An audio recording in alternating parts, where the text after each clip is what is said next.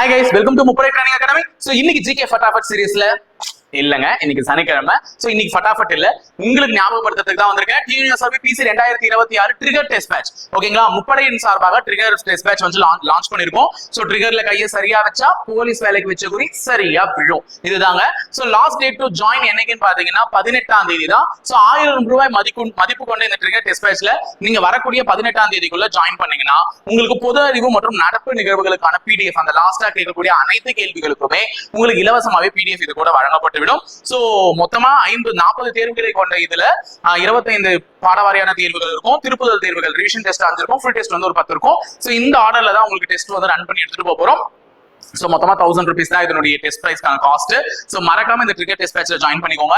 So இதுல என்னென்ன சிறப்பம்சங்கள்லாம் இருக்க போகுது அப்படின்னு பாத்தீங்கன்னா, கிட்டத்தட்ட 5000க்கும் மேற்பட்ட கேள்விகள், அந்த நடப்பு நிகழ்வுகள் மற்றும் ஜிகே பொது அறிவு எல்லாமே சேர்த்து உங்களுக்கு கவர் பண்ணி கொடுக்கப்படும். அதே மாதிரி வகுப்பு வாரியாக தேர்ந்தெடுக்கப்பட்டது 6th to 10th ஸ்டாண்டர்ட் வரை இருக்கக்கூடிய எல்லா சப்ஜெக்ட்ஸ்க்குமே சயின்ஸ், சோஷியல் சயின்ஸ் அண்ட் தமிழுக்கு வந்து இம்பார்ட்டன்ஸ் கொடுத்து கொஸ்டின்ஸ் வந்து எடுத்துருக்கோம். அதே மாதிரி ஜிகே மற்றும் நடப்பு நிகழ்வுக்கு இறுதியில் முக்கியத்துவம் அளிக்கப்படும். லாஸ்ட் நேரத்துல அதுக்கு கண்டிப்பா பிடிஎஃப் அந்த வந்து எல்லாமே உங்களுக்கு கொஸ்டின் பேங்க் புக்லெட் வந்து கொடுத்துருவோம். அதே மாதிரி 6ல இருந்து 10ஆம் வகுப்பு வரை எல்லாமே இடம்பெற்றிருக்கும். உளவியல் மற்றும் கணித கேள்விகள் தரமானதாவே இருக்கும். சோ இந்த டெஸ்ட் பேட்ச்ல சீக்கிரமா இணையுங்கள். 18ஆம் தேதி தான் லாஸ்ட் டேட். சோ எல்லாருமே கண்டிப்பா வெல்லலாம். இணைந்திருங்க, தொடர்ந்து பயணிப்போம். உங்களுடைய பயிற்சி மையத்துல. நன்றி, வணக்கம்.